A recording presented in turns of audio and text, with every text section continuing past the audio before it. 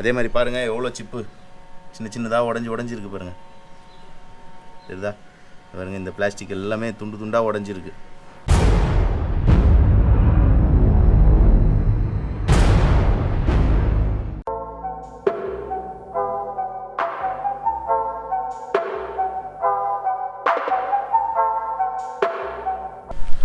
Hello friends, welcome back to my channel. I hope you guys all are doing absolutely fine. நம்ம இன்றைக்கி இந்த வீடியோவில் என்ன பண்ண போகிறோம்னு பார்த்தீங்கன்னா, நம்ம சுசுகி ஹயாத்தோட செல்ஃப் மோட்டரில் வந்து கார்பன் போயிடுச்சு. ஆக்சுவலாக இன்றைக்கி வந்து கார்பன் வந்து எப்படி மாற்றலான்னு சொல்லி தான் வீடியோ எடுக்கலான்னு பிளான் பண்ணியிருக்கேன்.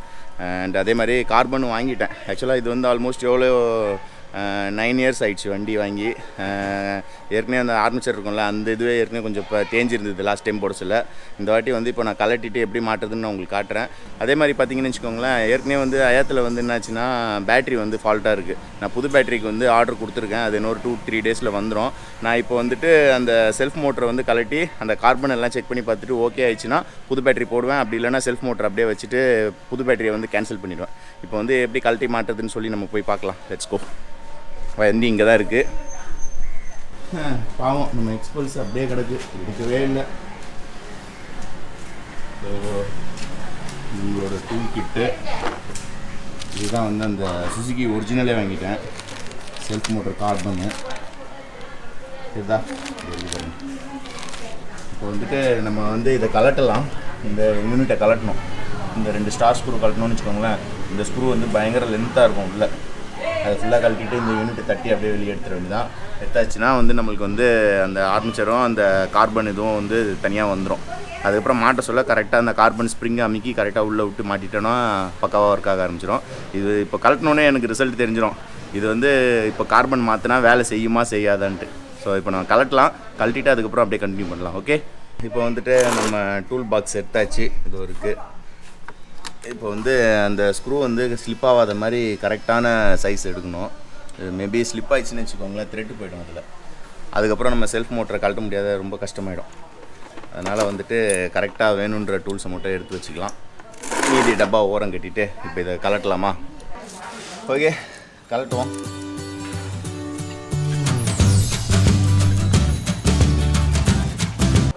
இந்த சைடு கலட்டுறது வந்து இந்த சைலன்சரில் லைட்டாக இடிக்குது.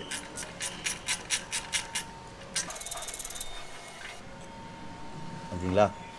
இங்கே பாருங்க எப்படி இருக்குது, கண்ணங்கரேன்னு இருக்குது.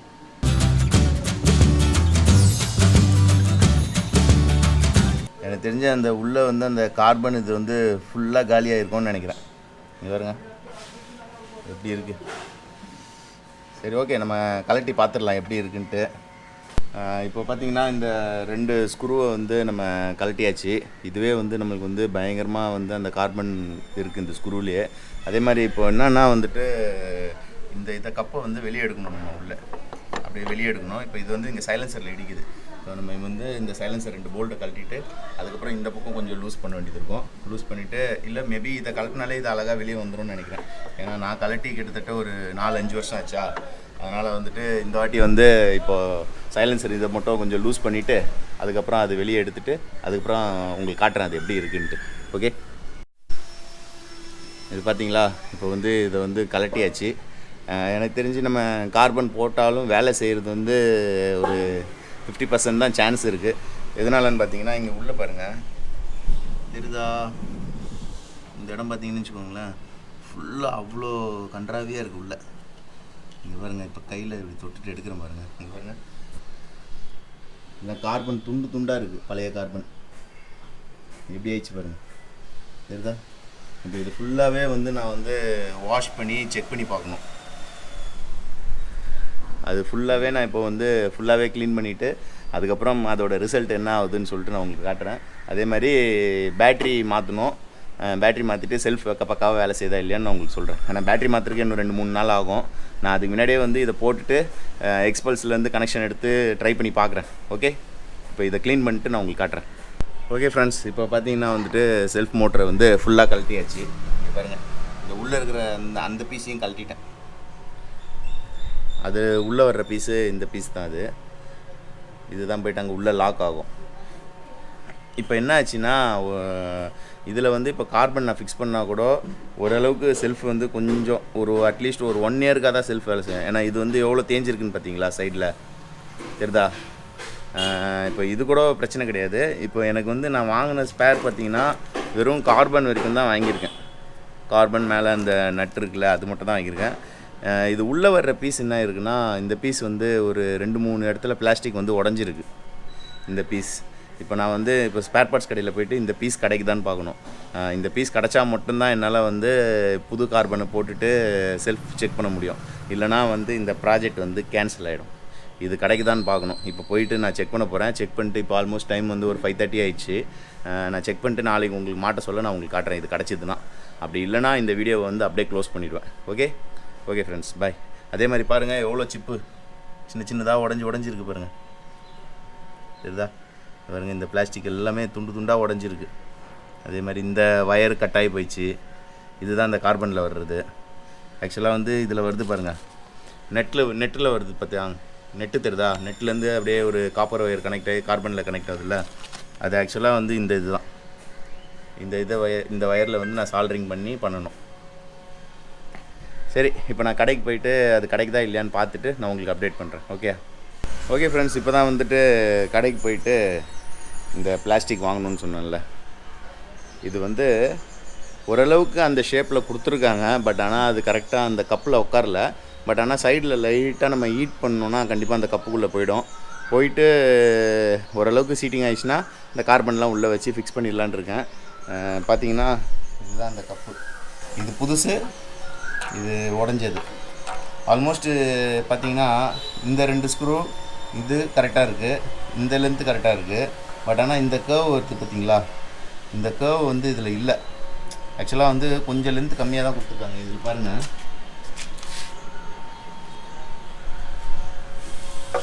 இந்த இருக்குது பார்த்தீங்களா, இந்த கர்வ் வந்து இந்த இதில் போகும்.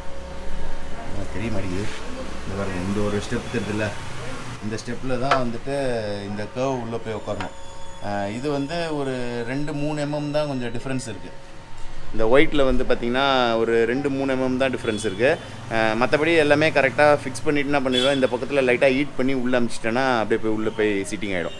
சரி, இதை ட்ரை பண்ணி பார்க்கலாம். இது ஒரு ட்ரை தான். ஏன்னா இப்போதைக்கு நான் வந்து ஒரு 2 கடையில் போய் கேட்டு வந்தேன். 2 கடையிலையும் இந்த ஒயிட் கலர் தான் வச்சுருக்காங்க, இந்த மாதிரி கிடைக்கல. மேபி இது நைட் உட்காந்து டெஸ்ட் பண்ணி பார்ப்பேன். அப்படி சரியாக வரலன்னா நான் வந்து நாளைக்கு வந்து வேறு எங்கேயாவது ஒரு 2-3 கடையில் தேடி பார்க்கணும். இல்லைனா வந்து சுசுகி ஷோரூமில் போய் கேட்டு பார்க்கணும் கிடைக்குதா இல்லையான்ட்டு. எதாக இருந்தாலும் நான் உங்களுக்கு அப்டேட் பண்ணுறேன். ஓகே ஃப்ரெண்ட்ஸ், பாய். ஓகே ஃப்ரெண்ட்ஸ், நேற்று வந்து பார்த்திங்கன்னா 3 கடைக்கு போயிட்டு வந்தேன். 3 கடை போயிட்டு வந்ததில் வந்துட்டு எனக்கு வந்து இந்த பிளாஸ்டிக் மட்டும் தான் கிடச்சிது. சொன்னேன்ல, இந்த பிளாஸ்டிக் மட்டும் தான் கிடச்சிது. ஆனால் இதில் வந்து நான் ஹீட் பண்ணி அதில் உட்கார வச்சானா கூட அது ரிஸ்க்காக தான் இருக்கும், அது தேவையில்லாத வேலையாக இருக்கும். அதனால என்ன பண்ணிட்டேன், நான் பழைய கப்பே வந்துட்டு ஃபுல்லாக க்ளீன் பண்ணி உள்ளே போட்டுட்டு அந்த கார்பன் வந்து ஃபிக்ஸ் பண்ணிட்டேன் உள்ளே. கார்பன் ஆக்சுவலாக புது கார்பனில் வந்து இந்த பீஸ் இப்படி வரும். இது ஆக்சுவலாக வந்து வேறு செல்ஃப் மோட்டரில் வர்றது. இது ஆக்சுவலாக மேலே போட்டு இப்படி டைட் பண்ணி இந்த கார்பன் இது வந்து உள்ளே அந்த பிளாஸ்டிக்கில் கனெக்ட் பண்ணுற மாதிரி இருக்கும்.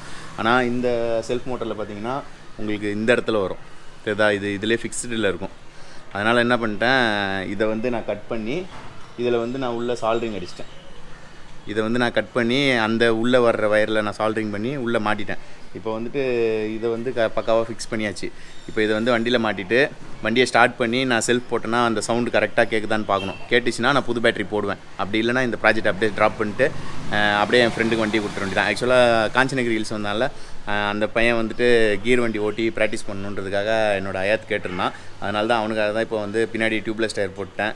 இப்போ அடுத்தது வந்து 2 பிரேக் ஷூ மாற்றணும், இன்ஜின் ஆயில் மாற்றணும், எல்லாத்தையும் மாற்றி பக்காவாக ரெடி பண்ணி அவனுக்கு கொடுத்துட போகிறேன் வண்டி. ஓகே, இப்போ இதை மாட்டிட்டு ஒர்க் ஆகுதான்னு பார்த்துடலாமா? Let's go.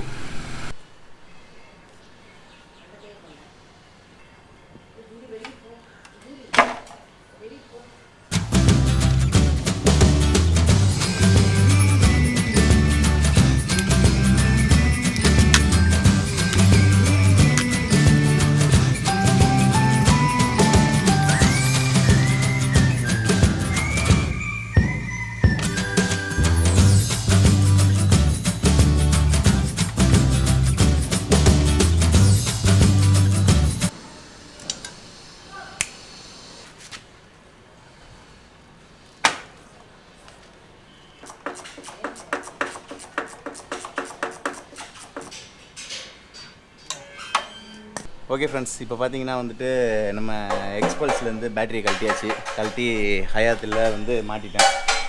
ஆக்சுவலாக பேட்ரி வந்து எக்ஸ்பல்ஸில் இருக்கிறது வந்து ஹயாத்தோட கொஞ்சம் பெருசாக இருக்குது. இப்போ இந்த லென்த்து ஹைட்டெல்லாம் பார்த்தீங்கன்னு வச்சுக்கோங்களேன், எல்லாம் ஈவனாக இருக்குது. பட் ஆனால் இந்த தடி இருக்குல்ல, இது கொஞ்சம் பெருசாக இருக்குது. ஆனால் இருந்தாலும் பேட்டரியை வந்து இப்போ மாட்டிட்டேன். பாருங்கள், இது வந்து எக்ஸ்பல்ஸ் பேட்ரி. இந்த லென்த்து கொஞ்சம் ஜாஸ்தி இருக்குது, தடியும் கொஞ்சம் ஜாஸ்தி இருக்குது. ஸோ இப்போ மாட்டியாச்சு. இப்போ வந்து செல்ஃப் எடுக்குதான்னு பார்க்கலாம்.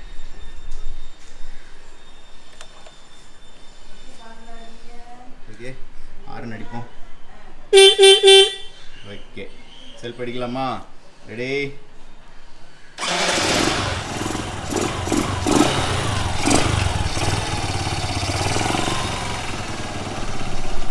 ஸோ இப்போ பார்த்தீங்கன்னா வந்துட்டு செல்ஃப் எடுத்துடுச்சு, ப்ராஜெக்ட் சக்ஸஸ்ஸு.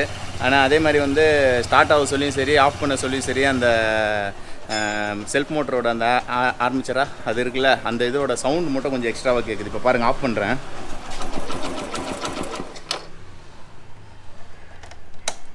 சில டைம் ஆஃப் பண்ண சொல்ல கேட்குது. இப்போ பாருங்கள், ஸ்டார்ட் பண்ண சொல்ல கேட்கும் பாருங்கள். இப்போ பாருங்கள், ஆஃப் பண்ணுறேன். கேட்குதா ஒரு சவுண்டு? இப்போ ஸ்டார்ட் பண்ணுறேன்.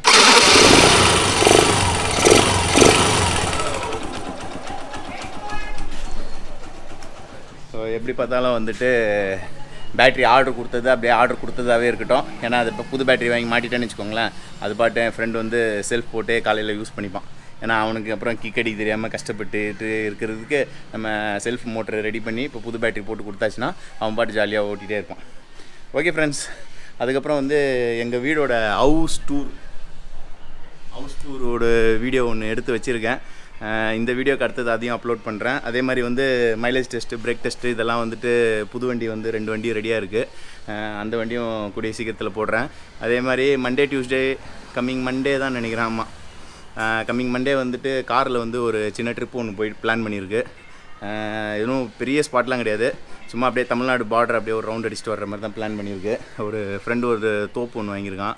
அதுக்கு வந்து நிறையா தென்னை மரம்லாம் வாங்கி வைக்கணுமா, அதனால் வந்து அது பிளான் பண்ணியிருக்கு. அது சரி, இனிமேல் வந்து ஏன்னா கடந்த 2 மாதத்தில் எனக்கு தெரிஞ்சு 2-3 வீடியோ தான் நான் போட்டிருக்கேன். ஏன்னா ரொம்ப டிலே ஆகிடுச்சு. லாக்டவுனில் எங்கேயும் என்னால் போகவும் முடியல, வீடியோவும் எதுவும் எடுக்க முடியல, ஒரே சிக்கலாக இருந்தது. இனிமேல் வந்து கண்டினியூஸாக வீக்லி 3 to 4 வீடியோஸ் உங்களுக்கு வர்ற மாதிரி நான் பிளான் பண்ணி உங்களுக்கு லைனாக வீடியோ போட்டுகிட்டே இருக்கேன். ஓகே ஃப்ரெண்ட்ஸ், இந்த வீடியோ உங்களுக்கு பிடிச்சிருந்ததுன்னா லைக் பண்ணுங்கள், ஷேர் பண்ணுங்கள், மறக்காமல் சப்ஸ்கிரைப் பண்ணுங்கள். பக்கத்தில் இருக்க குட்டி பெல் ஐக்கான டங்குன்னு ஒரு ரெடி அடிச்சிருங்க. அது பக்கத்தில் ஆல் இருக்கும், அதையும் கிளிக் பண்ணிடுங்க. அப்போ தான் நான் போடுற வீடியோட நோட்டிஃபிகேஷன் உடனுக்குடன் உங்களுக்கு வந்து சேரும். Okay friends, bye. See you in another video soon. Bye bye. Take care my dear lovely friends. Bye.